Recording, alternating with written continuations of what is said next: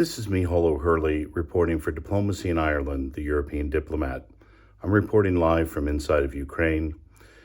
Owing to press regulations, I will not disclose our geolocation or those areas I'm reporting about, except as otherwise has already been reported in the open media. Today is Saturday. The morning started off in a very difficult situation for the people of Kyiv. Another missile attack was launched in the eastern suburbs of Kyiv, and the damage was not insignificant.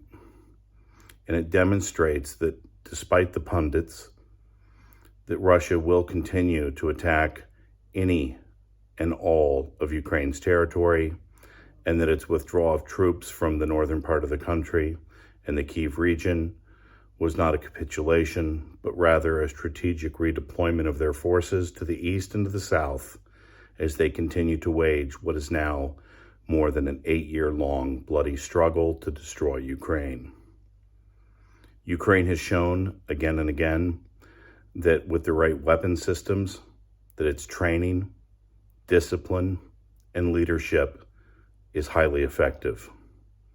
The number of Russian tanks, armored vehicles, aircraft that are in total destruction is owing to the discipline, the leadership, and the training that the Ukrainians have put in.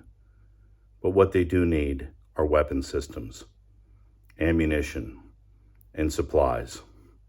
It will make the entire difference in the outcome of this conflict. And it is something that Europe, the United States, Canada, and Great Britain will have to decide. Will it stop taking half measures and fully equip the Ukrainian forces so that they can not only survive, but prevail? With Putin threatening the Nordic states with a nuclear weapons launch, continuing to put pressure on the Baltics, and continuing the onslaught and bloodshed that they've wrought here in Ukraine, the only thing that will stop this is a victory. The idea of providing continued exit ramps for Putin so that he can preserve his place in power is absurd. And yet Europe continues to put pressure on Kyiv to cede territory to Russia in the east and in the south, particularly Luhansk, Donetsk, and Crimea, in order to reach what they think is a peaceful settlement. This is an entirely wrong reading of the situation. It will not stop there. Putin told us last year in his essay the same thing that he's told us for the last 22 years. And if anything, he's been entirely honest with the West.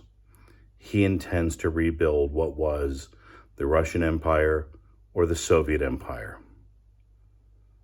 It will not end if Russia controls Donetsk, Luhansk, and Crimea, or even if Ukraine cedes that territory. Indeed, if they do that, it will be perceived as a weakness on the part of the West, and that weakness has always been exploited by the Kremlin.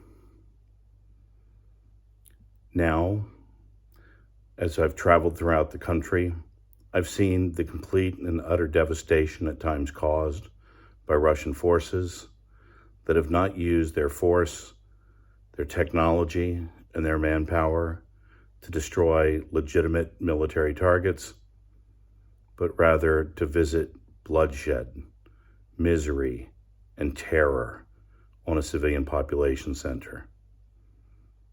I visited Bucha today. More dead are being pulled from the rubble.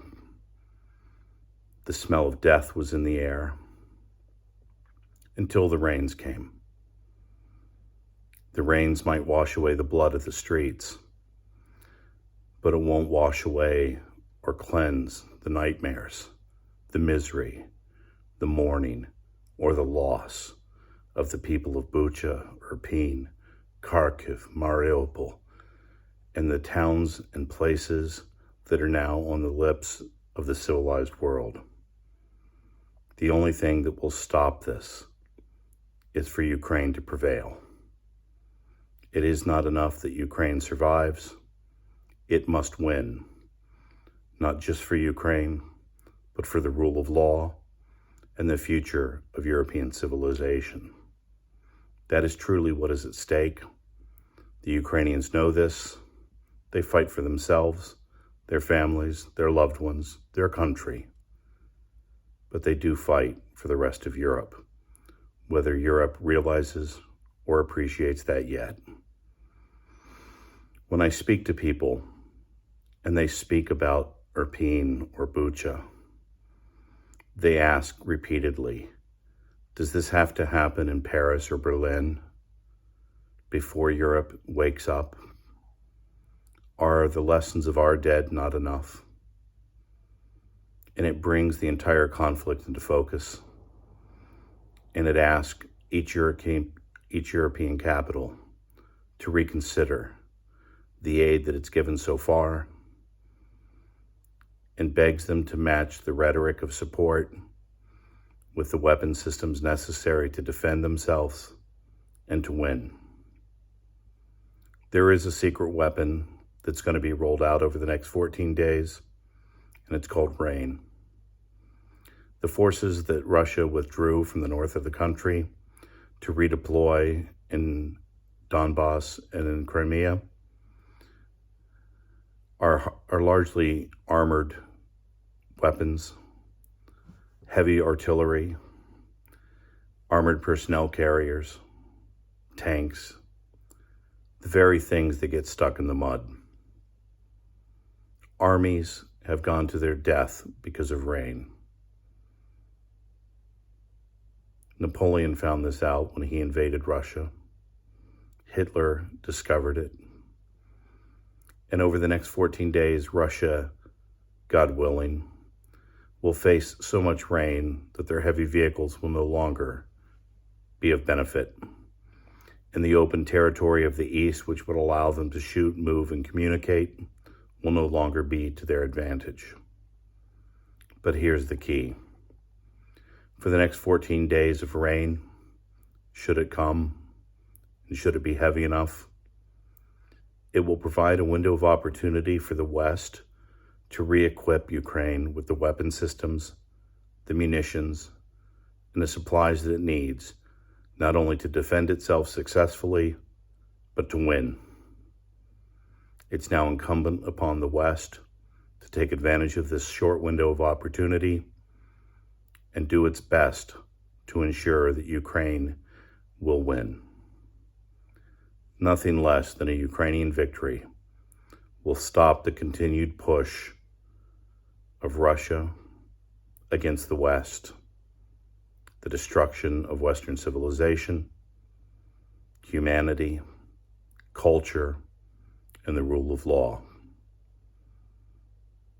Ukraine deserves to be restored to its internationally recognized borders, and it deserves for its dead to be heard at the bar in the war crimes trials that will come.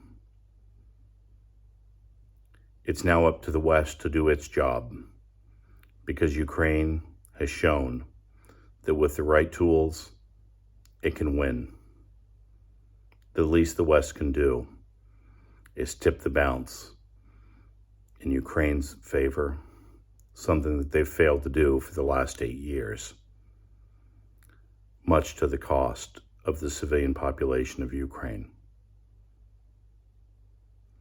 This is Miceál O'Hurley reporting for Diplomacy in Ireland, the European diplomat from inside of Ukraine. I am embedded with the Sturm Marine Special Purpose Battalion, and I will continue to report. Stay safe.